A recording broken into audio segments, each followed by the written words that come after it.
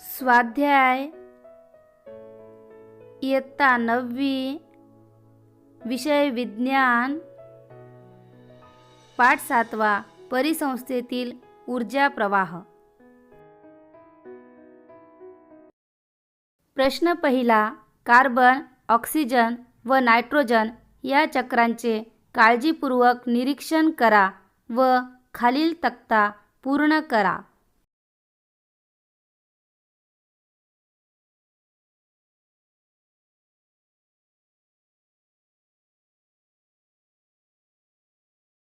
जैवभू रासायनिक चक्र, जैविक प्रक्रिया, अजैविक प्रक्रिया। 1. कार्बन चक्र, प्रकाश संश्लेषण आणि श्वसन विघटकांकडून अपघटन, ज्वलन, पाण्यात शोषण। 2.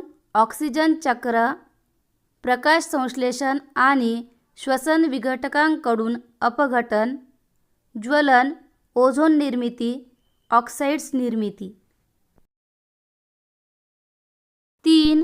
नायट्रोजन चक्र, विघटकांकडून अपघटन, जैविक स्थिरीकरण, अमोनीकरण, औद्योगिक स्थिरीकरण, भौतिक स्थिरीकरण, नायट्रीकरण, विनायट्रीकरण। प्रश्न दुसरा, खालील चुकीचे विधान दुरुस्त करून पुन्हा लिहा व तुमच्या विधानाचे समर्थन करा।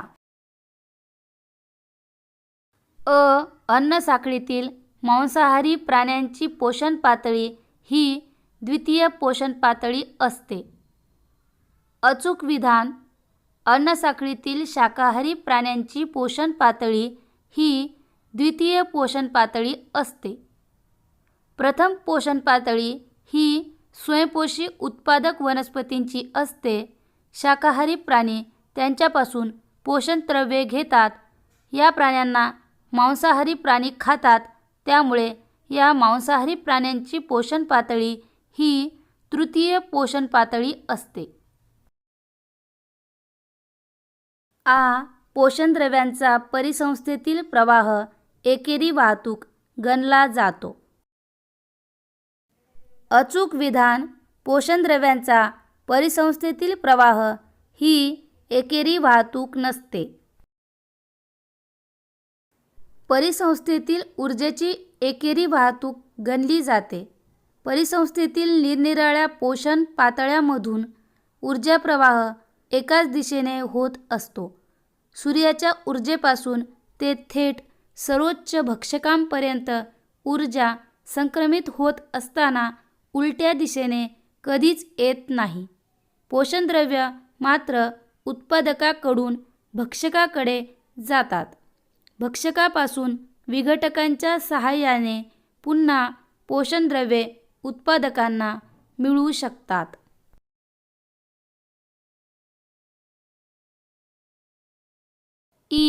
परिसंस्थेतील वनस्पतींना प्राथमिक भक्षक म्हणतात।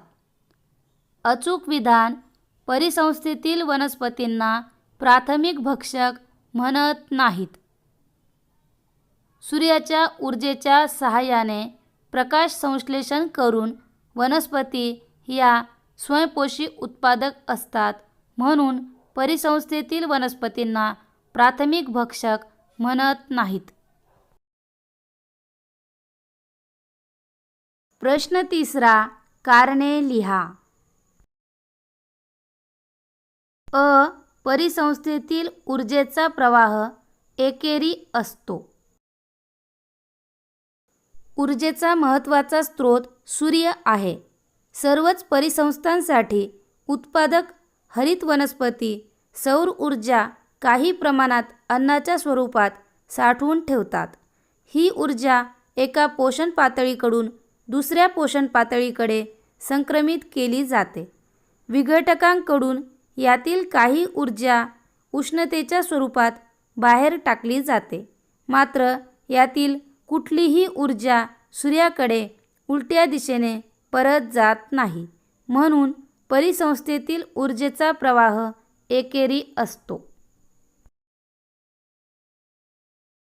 आ. विविध जैव भू रासायनिक चक्रांचे संतुलन असणे गरजेचे आहे. निसर्गातील विविध जैव भू रासायनिक चक्रे अव्याहतपणे संतुलित स्वरूपात चालू असतात. त्यामुळे सेंद्रिय पदार्थांपासून असेंद्रिय घटक पुन्हा निसर्गात परत येतात. मातीतले जीवाणू आणि इतर विघटक या चक्रात महत्त्वाची भूमिका पार पाडत असतात. जर ही जैवभू रासायनिक चक्रे असंतुलित झाली तर त्याचे परिणाम परिसंस्थेचे असंतुलन घडवून आणतील. परिसंस्था नष्ट होईल. म्हणून विविध जैवभू रासायनिक चक्रांचे संतुलन असणे गरजेचे आहे. ई. पोषण द्रव्यांचा परिसंस्थेतील प्रवाह चक्रीय स्वरूपाचा असतो. उत्पादक विविध पोषण द्रव्ये मातीतून मिळवून प्रकाश संश्लेषण करून अन्न निर्माण करतात. या प्रक्रियेत ते असेंद्रिय पदार्थांचे सेंद्रिय कार्बनी पदार्थांत रूपांतर करतात. भक्षक हे अन्न खातात. भक्षकांच्या विविध पोषण पातळीतून अन्नरूप ऊर्जा संक्रमित केली जाते. ज्यावेळी उत्पादक किंवा भक्षक मृत पावतात तेव्हा त्यांच्या शरीरातील कार्बनी सेंद्रिय पदार्थ पुन्हा विघटक सजीवांकडून मातीत मिसळले जातात. तसेच प्राण्यांच्या मलमूत्र इत्यादींचे देखील विघटन करून त्यातून पोषणद्रव्ये निर्माण करण्याचे कार्य विघटक करतात. अशा रीतीने पोषणद्रव्यांचा परिसंस्थेतील प्रवाह चक्रीय स्वरूपाचा असतो. प्रश्न 4.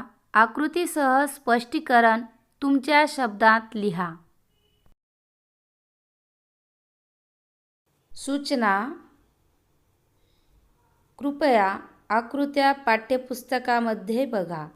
काही अपरिहार्य कारणांमुळे मी आकृत्या देऊ शकत नाही.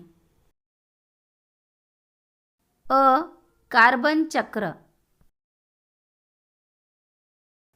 कार्बनचे वातावरणातून सजीवांकडे व सजीवांच्या मृत्यूनंतर पुन्हा वातावरणाकडे होणारे अभिसरण व पुनर्चक्रीकरण म्हणजे कार्बन चक्र होय. अजैविक कार्बनच्या अणूंचे मुख्यतः प्रकाश संश्लेषण व श्वसनक्रियेद्वारे जैविक अभिसरण व पुनर्चक्रीकरण होते. हिरव्या वनस्पती प्रकाश संश्लेषण प्रक्रियेद्वारे कार्बन डायऑक्साईडचे कर्बोदकात रूपांतर करतात. तसेच त्या प्रथिने व मेद असे कार्बनी पदार्थही तयार करतात. शाकाहारी प्राणी हिरव्या वनस्पती खातात. शाकाहारी प्राण्यांना मांसाहारी प्राणी खातात. म्हणजेच वनस्पतींकडून जैविक कार्बन शाकाहारी प्राण्यांकडून मांसाहारी प्राण्यांकडे आणि मांसाहारी प्राण्यांकडून सर्वोच्च भक्षक प्राण्यांकडे संक्रमित होतो. शेवटी मृत्यूनंतर सर्व भक्षकांचे जीवाणू व बुरशी यासारख्या विघटकांकडून अपघटन होऊन कार्बन डायऑक्साईड वायू पुन्हा मुक्त होतो. हा वायू वातावरणात मिसळतो व पुन्हा वापरला जातो. अशा प्रकारे एका सजीवाकडून दुसऱ्या सजीवाकडे कार्बनचे अभिसरण चालू असते. सजीवांच्या मृत्यूनंतर कार्बन निसर्गाकडे येतो व परत सजीवांकडे जातो.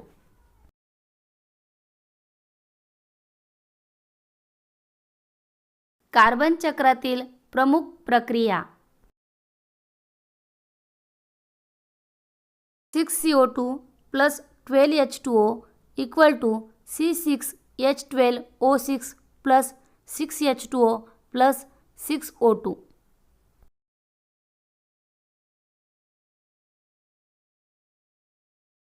C6H12O6 + 6O2 = 6CO2 + 6H2O + ऊर्जा.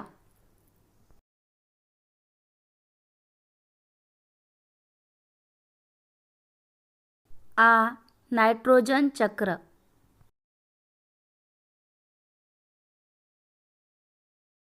निसर्गात जैविक आणि अजैविक प्रक्रियातून नायट्रोजन वायूचे वेगळ्या संयुगात घडून येणारे अभिसरण व पुनर्चक्रीकरण म्हणजेच नायट्रोजन चक्र होय.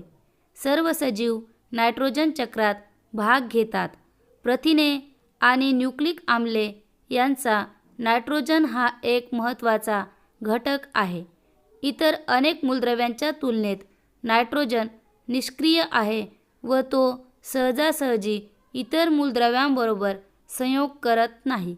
बहुतेक सजीवांना मुक्त स्थितीत नायट्रोजन वापरता येत नाही. नायट्रोजन चक्रातील महत्त्वाच्या प्रक्रिया. 1. नायट्रोजनचे स्थिरीकरण. नायट्रोजनचे रूपांतर नायट्रेट व नायट्राइट यामध्ये करणे. 2. अमोनीकरण.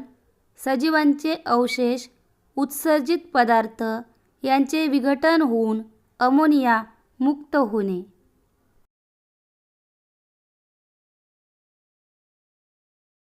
3. नायट्रीकरण.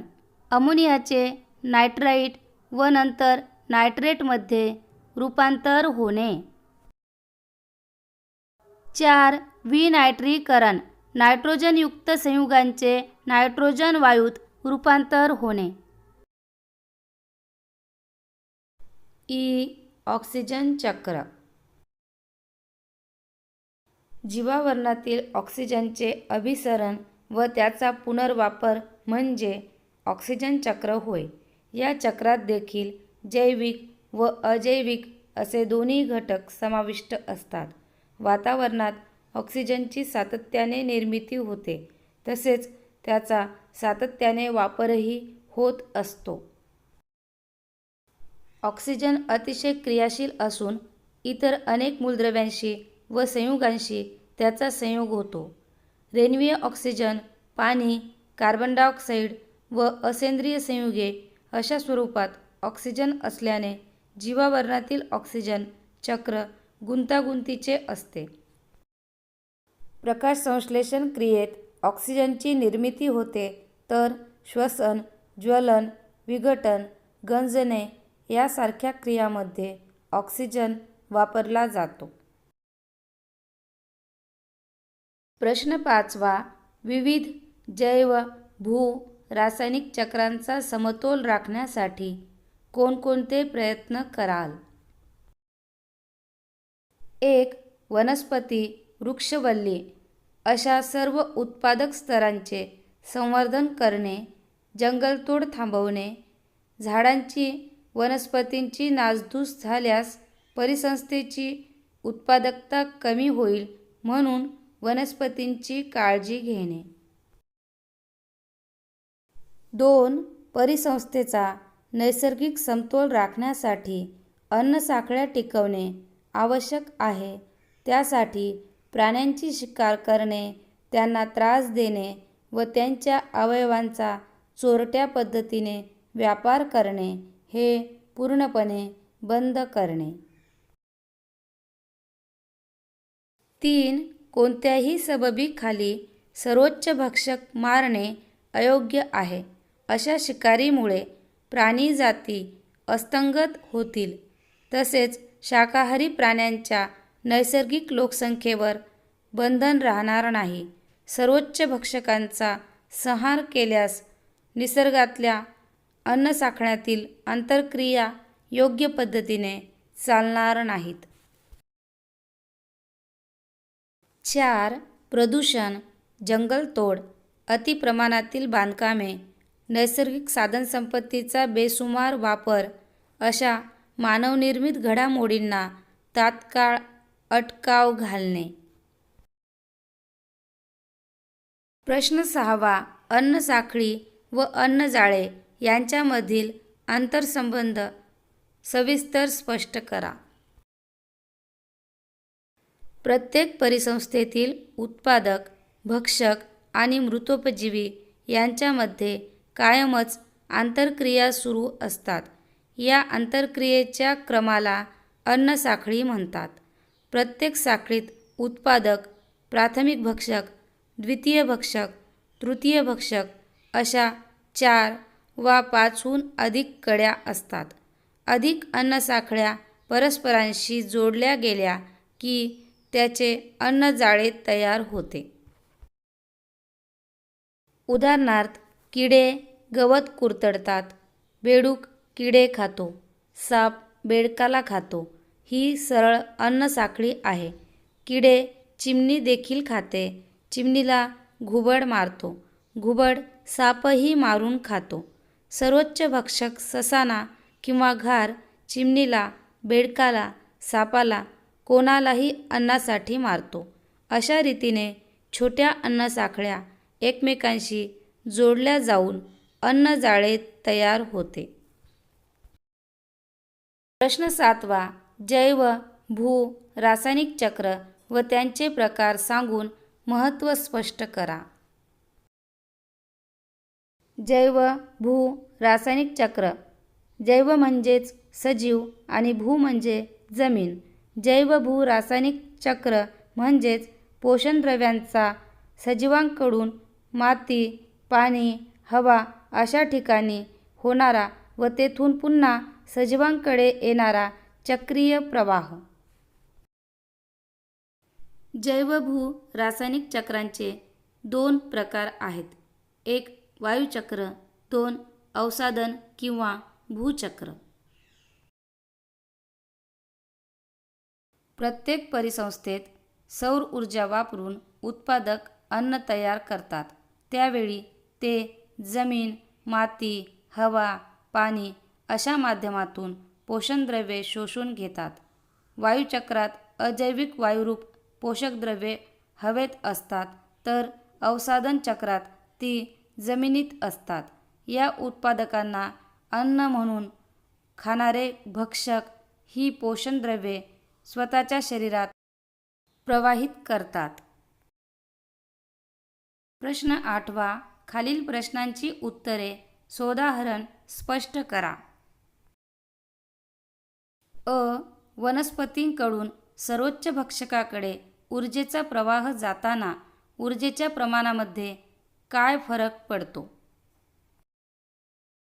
वनस्पतींमध्ये खूप जास्त ऊर्जा असते. सौर ऊर्जेचे रूपांतरण करून वनस्पती ही ऊर्जा कर्बोदके आणि प्रथिने या स्वरूपात साठवतात.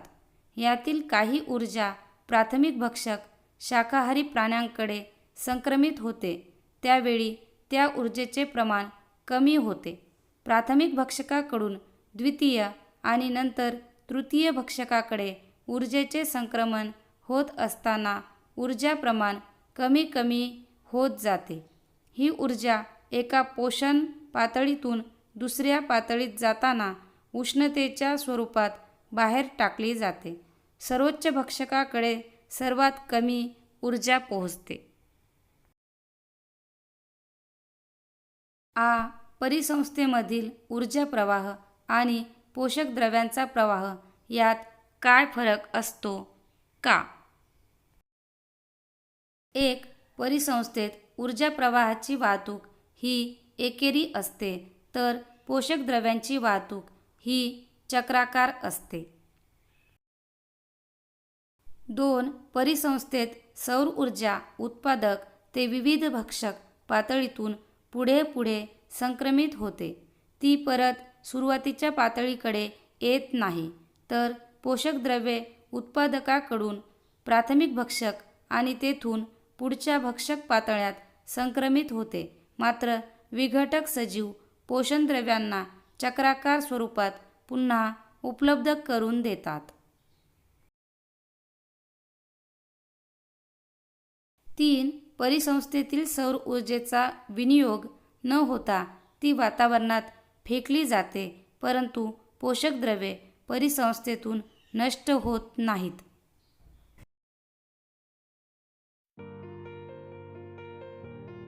If you like this video, then like, comment and share. Thanks.